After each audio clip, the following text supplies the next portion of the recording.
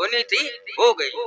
ये करबला तो कूफा में हुआ, और ये करबला जो हजरत हुसैन का हुआ वो तो मदीने में हुआ, रोज़ा रसूल था। होनी थी तो हो गई। यजीद है, यजीद के मामले में अब तक फैसला हो नहीं सका। कुछ लोग कहते हैं उसी की शरारत से, कुछ लोग कहते नहीं उसका हाथ नहीं। ये सारी हरकतें मुनाफिकाना हुई हैं। वो दिमश्क में बैठा हुआ है, ये कूफा में बैठा हुआ है। खबर ले जाने और खबर पहुंचाने के मामले में तो आदमी को टाइम चाहिए कि नहीं चाहिए। आजकल की तूफानी गाड़ी, तूफान एक्सप्रेस और राजधानी express, deluxe super stage express, बात समझ में आ रही है कि नहीं आ रही है? इसलिए उसका चर्चा नहीं करना चाहिए। चर्चा करेंगे। मुआविया कौन थे जिसका बेटा यजीद था? मुआविया कौन है? सुफियान का बेटा। सुफियान कौन है? जिसकी बेटी उम्मे हबीबा हुजूर के निकाह में थी। हुजूर के साला भाई कौन हुए? मुआविया हुए। यजीद किसका बेटा? मुआविया का बेटा। मुआविया कौन? हुजूर के साला। यजीद कौन? तो वो हुजूर का सर बेटा। आप जो गाली दीजिएगा, आप जो बुरा भला कहिएगा, तो ये किस नस्ल तक जाएगी? हुजूर तक पहुंचेगी कि नहीं? एक बार आप कह दीजिए यजीद हरामी था, कह तो दिया, लेकिन हरामी की नस्ल का असर जो सुनेगा आदमी, तो कहां तक पहुंचेगा? हुजूर तक पहुंचेगी। नस्ल हरामी रोले तब नहीं हरामी। बात समझ रहे हैं कि नहीं समझ रहे हैं? बात को समझिए। तो हुजूर सल्लल्लाहु अलैहि वसल्लम का सर बेटा है। अब्दुल्ला का भी एक रिश्ता है, हुर का भी एक रिश्ता है, शिमर का भी एक रिश्ता है, जियाद का भी रिश्ता है जिसका बेटा उबैदुल्लाह।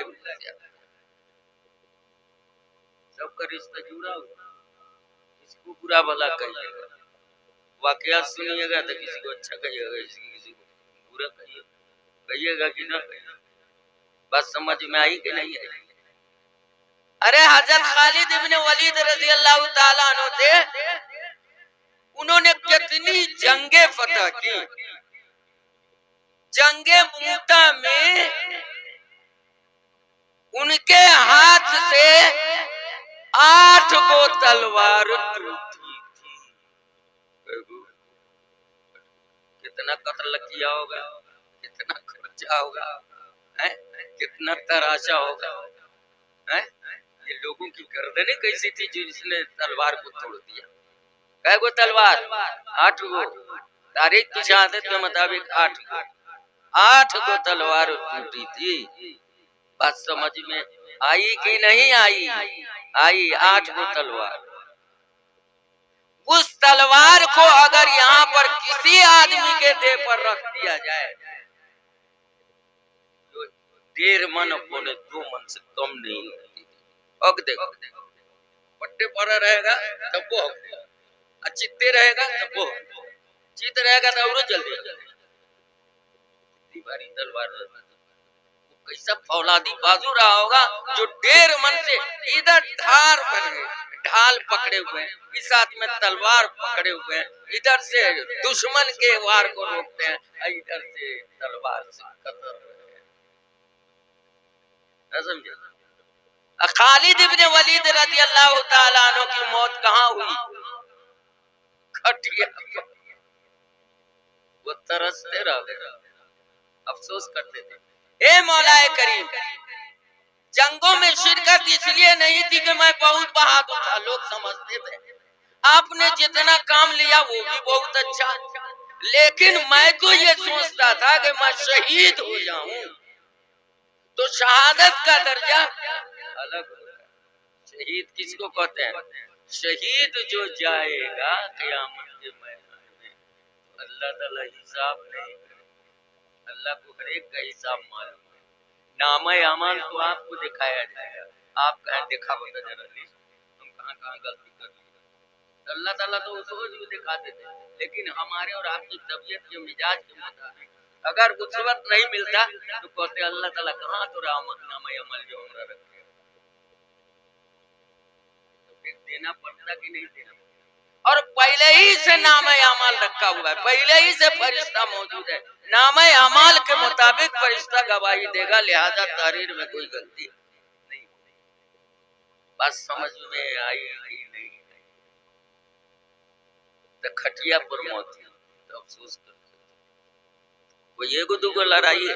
इसीलिए तो हुजूर सल्लल्लाहु अलैहि वसल्लम ने फरमाया था खालिद सैफुल्लाह। आज तक कोई अल्लाह की तलवार का लक़ब नहीं पाया, और किसने पाया? वो पाया जिसने खटिया पर दम तोड़ा। और उसकी आरज़ू थी मौलाए करे किसी में तो शहीद कर देता, छोटा सरैया जो जंग होती थी छोटी, उसमें भी आप हमको कत्ल करवा देते। बात समझ में आई कि नहीं आई? मगर खटिया पर। और इमाम हुसैन रज़ियल्लाहु ताला अन्हु किस खानदान के थे, किस खून से के थे, किस पानी के थे, किस शरीयत के थे, किस दीन के थे, हर आदमी को मालूम है कि इन होठों पर हुजूर सल्लल्लाहु अलैहि वसल्लम का होठ पड़ता था। हुजूर सल्लल्लाहु अलैहि वसल्लम हुसैन के जिस्म को सूंघा करते थे और फरमाया करते थे बच्चे जो होते हैं वो रैहानुल जन्नत, जन्नत की खुशबू हुआ करते हैं, लिहाजा अपने बच्चों के बदन को भी सूंघा।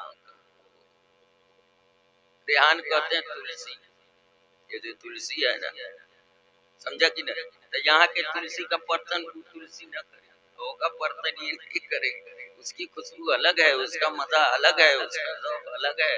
बात समझ में आई कि नहीं आई? और ये जो तुलसी है इसकी क्या होगा, इसकी तुलसी की क्या होगा? तो जो सल्लल्लाहु अलैहि